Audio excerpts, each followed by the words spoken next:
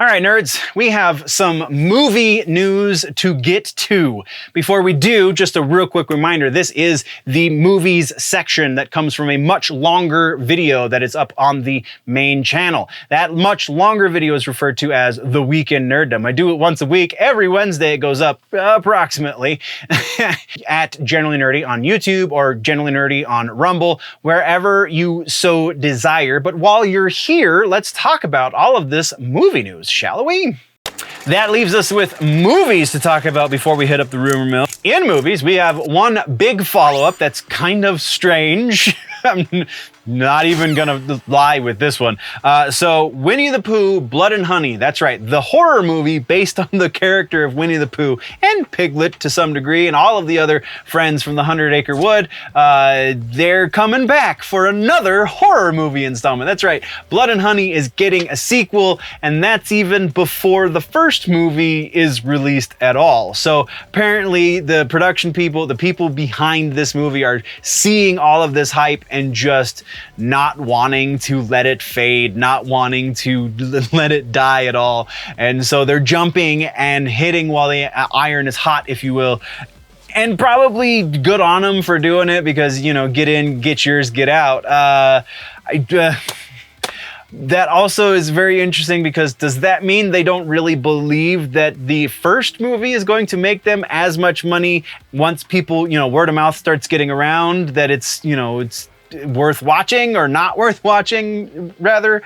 Very interesting, very weird. Don't know what to make of this, but that's what we got for follow-up. So let's get into trailers. We got 2 trailers this week. First trailer is Super Mario, a new Super Mario trailer. This time we get to see a little more of the power-up action as well as Seth Rogen's Donkey Kong voice, which is just Seth Rogen talking into a microphone. Kind of like Mario is just Chris Pratt talking into a microphone, not really doing a Mario impersonation. That's kind of what we got Rogen doing for Donkey Kong, but still, Mario, big screen. The movie comes out April 7th, just in case you didn't remember. That is our first one. Our second one is The Boogeyman, Stephen King new adaptation. This one looks like it might actually be a little creepy. I'm not a fan of Stephen King movies by and large. I'm definitely not a fan of Stephen King books. I just think the man is way too verbose for no freaking reason.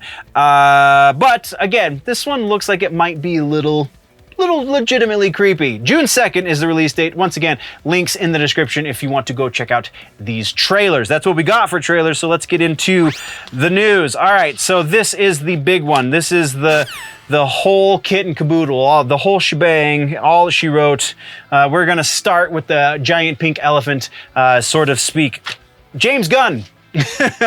James Gunn has let us know the first half roughly of the first chapter of what is going to become the DCU. The 8 to 10 year plan, as he keeps referring to it, is going to be broken into chapters. First chapter he is named Gods and Monsters, and we got the first little bit of that. So of note, before we get into those details, he does say very specifically that anything that is not directly DCU, i.e. the Batman, Joker, Teen Titans Go, that kind of stuff, potentially Superman and Lois, all of these things are going to be labeled as DC Elseworlds. They're going to be allowed to thrive and flourish if the audiences want them, which is why we're getting the Penguin series, which is why we're getting the Gotham PD series, which is why they're making a second Joker movie, etc., etc.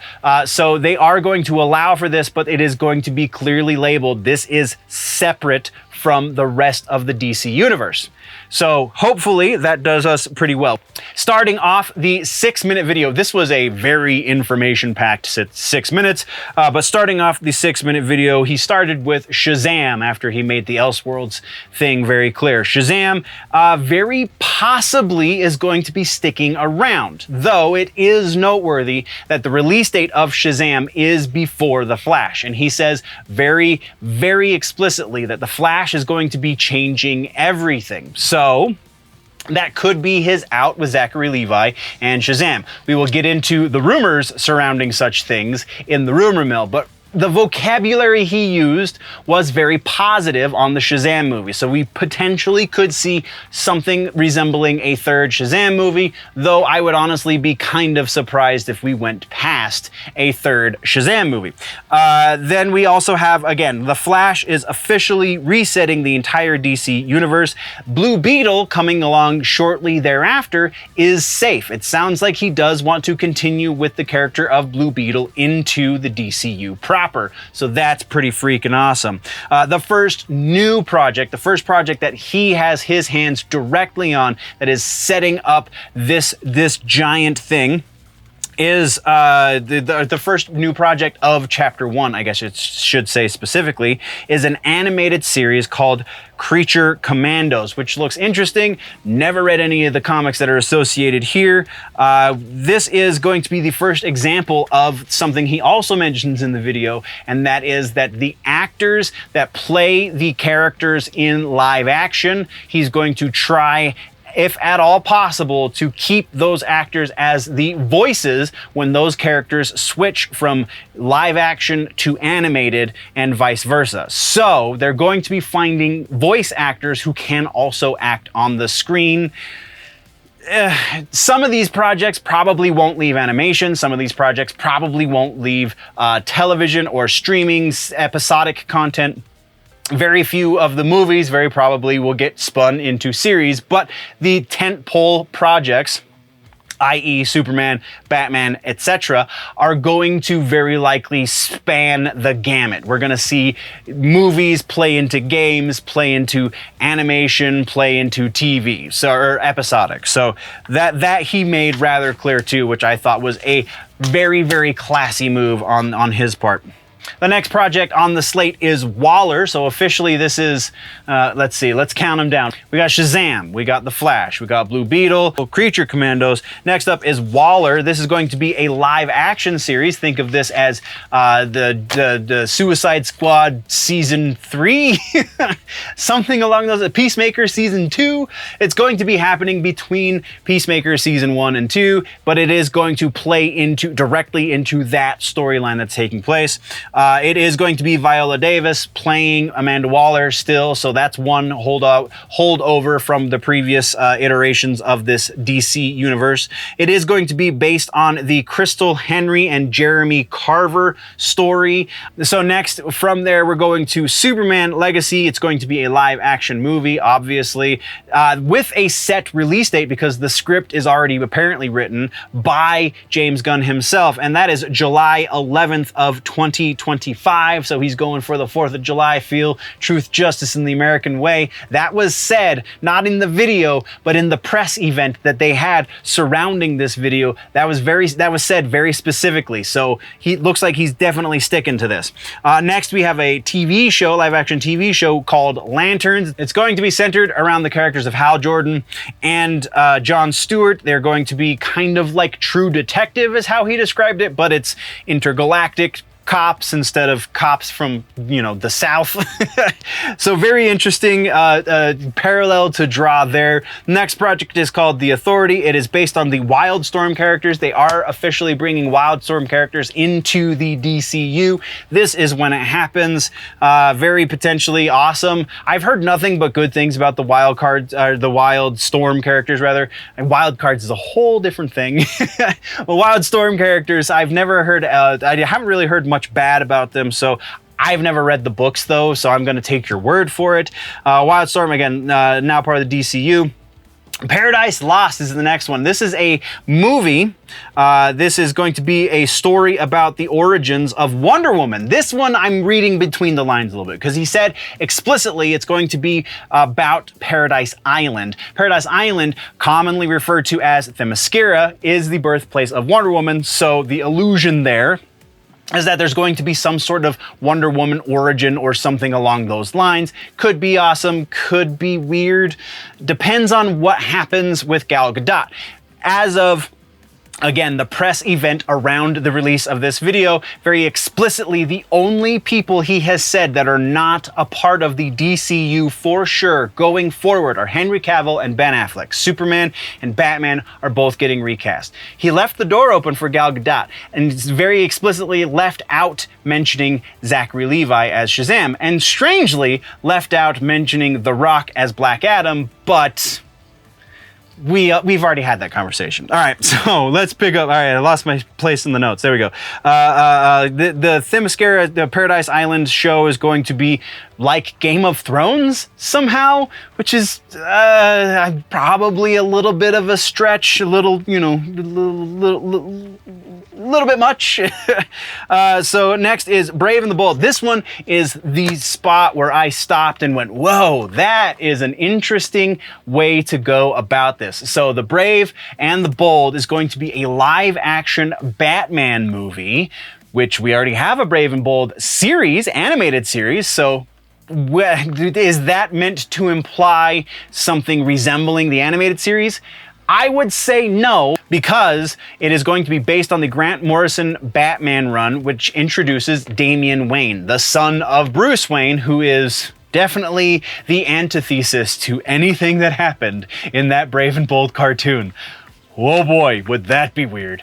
But still, I dig the Damien Wayne situation, and now there's all people speculating that they're gonna do Nightwing to some degree in this movie. None of that has been mentioned explicitly by James Gunn, so that's not even rumor, that's just people speculating. But yeah, very interesting take on very interesting direction to go, because Grant Morrison's work compared to the rest of the work that they're using for the genesis of all of this stuff is a very unique take on the comic book world. We'll just say it that way. Allusions to the Bat family were also made when talking about the Batman movie. So this is going to be, I believe the exact words were an introduction to the Bat family. So we're going to get much more of what that's where the speculation is coming from, I guess I should say. From there, we went to Booster Gold. This is a Booster Gold series. Pretty self-explanatory. Everybody knows who Booster is at this point, right? Woman of Tomorrow. This is going to be a Supergirl movie based on the Tom King run in the comic books by the same name. It's going to be a science fiction epic, is how it was described by James Gunn. Swamp Thing is going to be a film as well, which is fantastic because that's great. Also, Grant Morrison, I don't know if you know this, did an amazing Swamp Thing run. So if he's pulling from Grant Morrison for Batman, very probably he'll be pulling from Grant Morrison for Swamp Thing. He did refer to it as a very dark horror story, which is great, which is kind of how you got to do that. But it is still going to be related to everything else in the DCU.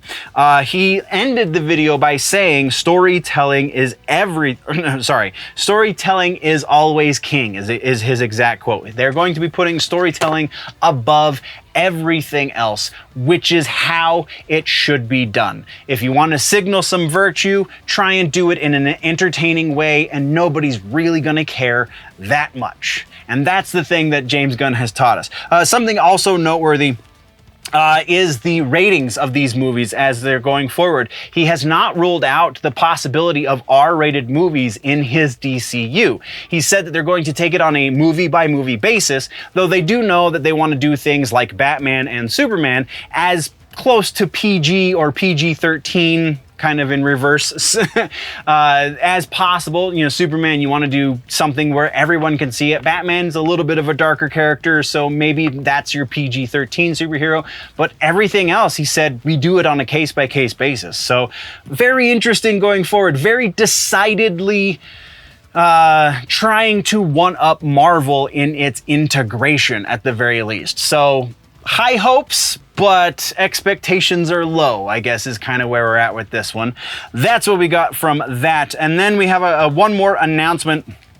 Bad Boys 4 is going to be a thing. I don't know, it's news. I had to get the James Gunn stuff out the way, man. So Will Smith, Martin Lawrence are going to be returning, as well as directors Adil El Arbi and Bilal Fallah going to be making their way back into the director chairs, if you will. That is everything for the movie section. I know it's a lot, but we do have a suggestion to get out of the way. So, movie suggestion, Dune on HBO Max. Go watch it. It's coming out the end of this year, I know, but if you watch the movie and then go read the book, maybe, you'll be done just in time for Doom Part 2, and then you'll know what to expect and see just how fantastic Denis Villeneuve really is with the adaptation of this. But yeah, beautiful movie in so many regards. Go watch Dune Part 1 on HBO Max. Once again, nerds, that was a short section that comes from a longer video on the main channel, Generally Nerdy, YouTube or Rumble. Take your pick. I'm on both. You can go find it there. You can go find all of the other news there as well, including the live episode. We do a live episode roughly once a week, every Friday evening. You can join the conversation live, or you can just leave comments here on this one or any of the other ones you find on the Clips channel. Thank you very much, nerds. We've got other news to discuss in other videos, but while we're getting out of here, don't forget that if it's generally nerdy, it's probably here.